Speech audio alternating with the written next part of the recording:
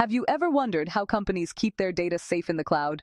Or how they make sure the right people can access exactly what they need, and nothing more? Today, we're diving into the backbone of cloud security that makes it all possible, Cloud IAM. Welcome to Bluehat Cybersec Academy. Now let's start by understanding what Cloud IAM actually is. In today's world of digital transformation, cloud computing has become the backbone of modern businesses.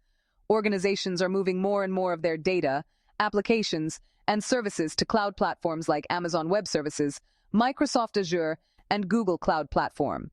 The cloud offers amazing scalability and flexibility, but it also comes with serious security challenges.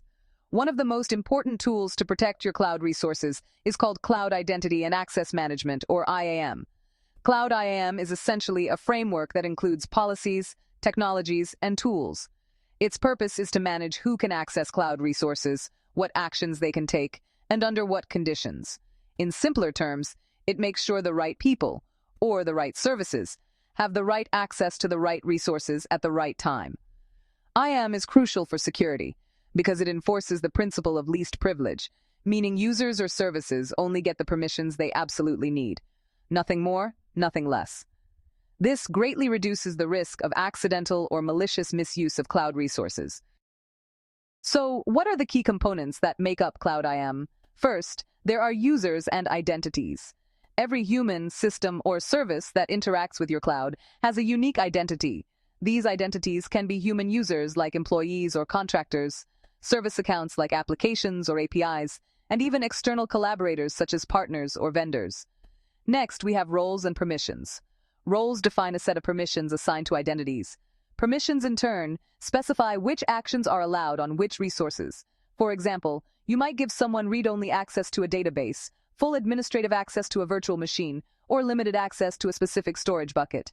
Then, there are policies. Policies define who can perform what actions on which resources. They're often written in JSON or YAML formats and can be applied at different levels, such as organization-wide, per project, or on individual resources. Another important part is authentication and authorization. Authentication is verifying that a user or service is who they claim to be, using passwords, multi-factor authentication, or single sign-on. Authorization, on the other hand, determines whether that authenticated identity has permission to perform the action they requested. Finally, audit logs are a critical component. IAM systems generate logs that track who accessed what and when. These logs are essential for compliance, monitoring, and forensic investigations in case of any security incidents. Now, you might be wondering, why is Cloud IAM so critical? Without proper IAM, organizations face serious risks. There's the risk of unauthorized access, where sensitive data or resources may be exposed. There's privilege escalation, where users might gain more permissions than they should. Organizations could also face compliance violations, since regulations like GDPR, HIPAA, and PCI DSS require strong access controls. And then there's operational errors, where over-permissioned users could accidentally disrupt services or delete critical data. Cloud IAM addresses these challenges. It allows organizations to manage access efficiently, even at a large scale. Let's take a closer look at how Cloud IAM works across different platforms. Every cloud provider implements IAM a little differently, but the main ideas remain the same. For Amazon Web Services, or AWS IAM, you can create users, groups, and roles. You attach policies to these entities to define access levels, and AWS supports temporary credentials through IAM roles for services like EC2 or Lambda. For Microsoft Azure Active Directory, IAM is integrated with Azure AD, which manages identities and authentication. Access is controlled using role-based access control, or RBAC, and conditional access policies. On Google Cloud, IAM allows fine-grained permissions across projects, folders, and organizations. It supports predefined roles, custom roles, and service accounts for programmatic access. Logging and audit capabilities are integrated with cloud audit logs, providing full visibility into who did what and when. Now that we understand the structure, let's discuss best practices for Cloud IAM. First, always follow the principle of least privilege. Give users or services only the permissions they absolutely need. Second, use role-based access control, or RBAC, to group users into roles rather than assigning permissions individually. Third, enable multi-factor authentication, or MFA, adding a second layer of security to protect accounts. Fourth, regularly review and revoke access. Audit roles, permissions, and accounts frequently to remove unnecessary access. Fifth, leverage temporary credentials for short-term tasks.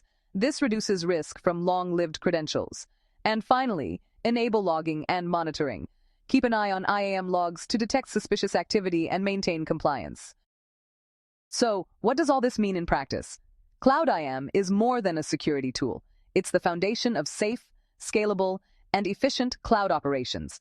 By managing identities, roles, and policies correctly, organizations can protect sensitive data, maintain compliance, and reduce the risk of breaches or mistakes. As cloud environments get more complex, a strong IAM strategy is no longer optional. It's essential. Whether you're using AWS, Azure, Google Cloud, or a multi-cloud setup, understanding and enforcing IAM best practices is key to securing your cloud journey.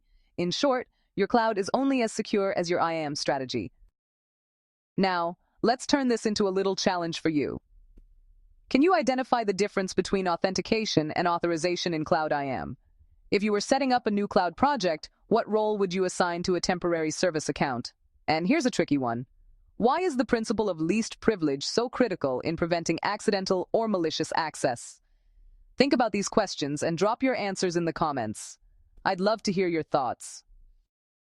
If you found this video helpful, make sure to like, share, and subscribe for more deep dives into cloud security. And don't forget to check out our cloud security playlist for more videos that will help you protect your cloud infrastructure and master the essentials of cloud safety.